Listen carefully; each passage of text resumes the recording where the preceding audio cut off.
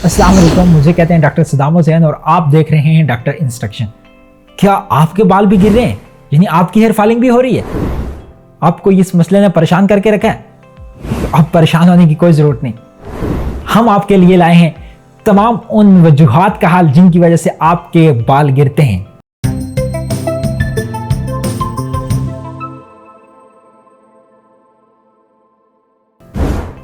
आपके बाल गिरते क्यों हैं, इसकी कौन कौन सी रीजन, कौन कौन सी वजूहात हो सकती हैं और इसका क्या क्या ट्रीटमेंट है और कौन कौन सी कॉम्प्लिकेशन है, आज हम सब इस वीडियो में डिस्कस करने वाले हैं। और इस वीडियो को बिल्कुल एंड तक आपने देखना है ताकि आप भी अपने बालों को गिरने से रोक सकें।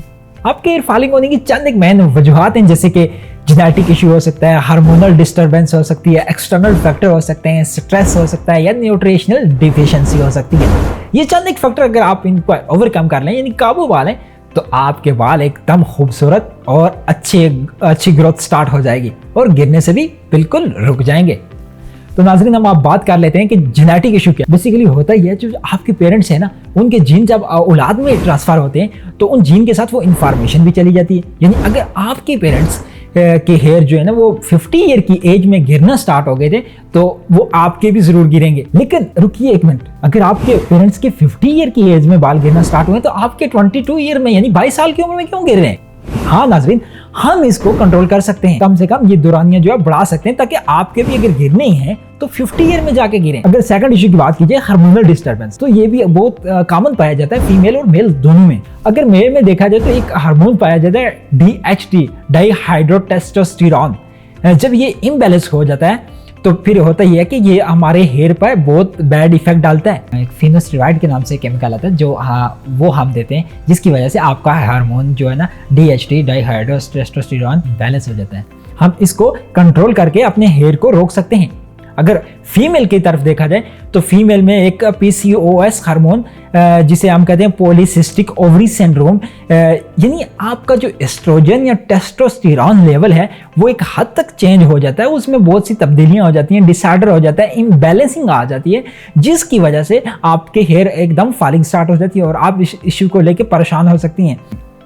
नेक्स्ट इशू आ जाता है स्ट्रेस। और स्ट्रेस एक ऐसा इशू है जो बहुत ही एशियाई लोगों में बहुत कॉमन पाया जाता है। हम लोग हर छोटी सी बात पे इतने परेशान हो जाते हैं कि इतनी टेंशन ले लेते हैं कि उसको बजाय उसका सोल्यूशन ढूंढने के हम उस पर परेशान होना शुरू हो जाते हैं। और उस परेशानी का सिर्फ बाकी हेल्थ पे इफेक्ट नहीं पड़ता, बल्कि हमारे बालों पर भी बहुत बुरा इफेक्ट पड़ता है। हमारे बालों के 3 फेज होते हैं बेसिकली। एक फेज होता है ग्रोइंग फेज, एक होता है स्टैटिक फेज और एक होता है शेडिंग फेज। जो ग्रोइंग फेज होता है उसमें 80% बाल हमारे ग्रोथ हो रहे होते हैं, यानी 80% बाल हमारे उग रहे होते हैं। और जो स्टैटिक फेज होता है उसमें 10% होते हैं, ना तो वो उग रहे होते हैं और ना तो वो गिर रहे होते हैं। और जो नेक्स्ट और थर्ड फेज होता है उसे कहते हैं शेडिंग फेज, जो कि गिर रहे होते हैं। और जब हम टेंशन लेते हैं या किसी परेशानी से हमारा वास्ता पड़ता है तो जो शेडिंग फेज होता है वो डायरेक्टली ग्रोइंग फेज को कवर कर लेता है, यानी उल्टो हो जाता है। तो हम हो ये जाता है कि जो 80% बाल हमारे ग्रोथ हो रहे थे वो एकदम गिरना शुरू हो जाते हैं, उनकी फॉलिंग स्टार्ट हो जाती है। और फिर जो 10% हमारी फॉलिंग हो रही थी वो ग्रोथ फैक्टर में चला जाता है।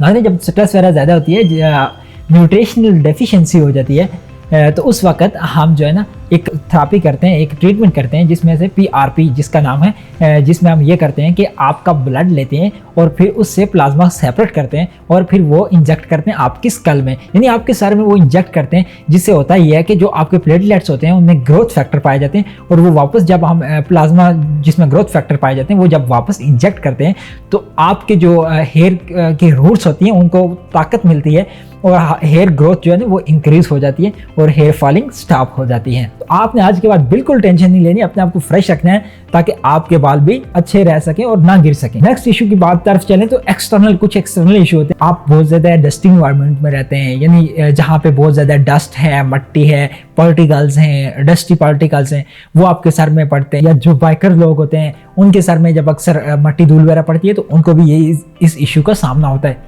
तो आप ये कर सकते हैं कि कोई अच्छा सा ऑयल यूज़ कर सकते हैं, अच्छा सा कंडीशनर यूज़ कर सकते हैं, या प्रॉपर जो सफाई का इंतजाम है वो कर सकते हैं। वो करके आप अपने हेयर को गिरने से रोक सकते हैं।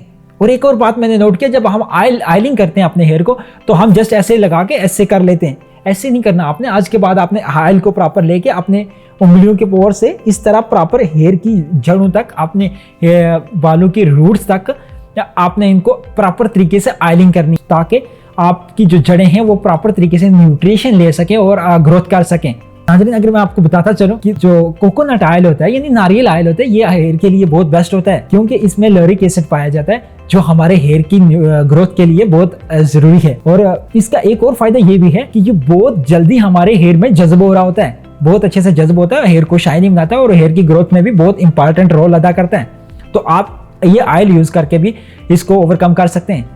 इसके बाद अगर देखा जाए तो न्यूट्रिशनल डेफिशिएंसी यानी खुराक की कमी की वजह से आप जो डाइट ले रहे हैं वो प्रॉपर नहीं है, वो खास नहीं है, तो उस वजह से भी आपके हेयर जो है वो फॉल हो सकते हैं। तो जैसे कि विटामिन सी हो गया, विटामिन ई हो गया, बायोटीन हो गया, कैल्शियम की कमी हो गई, विटामिन B12 या इस तरह की जो चीजें हैं, इनकी वजह से भी आपके हेयर जो है ना वो फॉल हो रहे होते हैं। तो इसको भी आप प्रॉपर डाइट लेके या विटामिन की टेबलेट्स मिल जाएंगी आपको मार्केट से अच्छे से, वो लेके आप इसको कंट्रोल कर सकते हैं। जो फीमेल हेयर को डाइंग करती है, बेसिकली हमारे हेयर जो होते हैं वो कैरेटिन से बने होते हैं, जो प्रोटीन से मिलके बनता है, और जब वो डाइंग करती हैं तो उसकी जो स्ट्रक्चर होती है हेयर की उसमें काफ़ी चेंजिंग हो जाती है, तो उस वजह से हेयर आपके फॉलिंग स्टार्ट हो जाती है।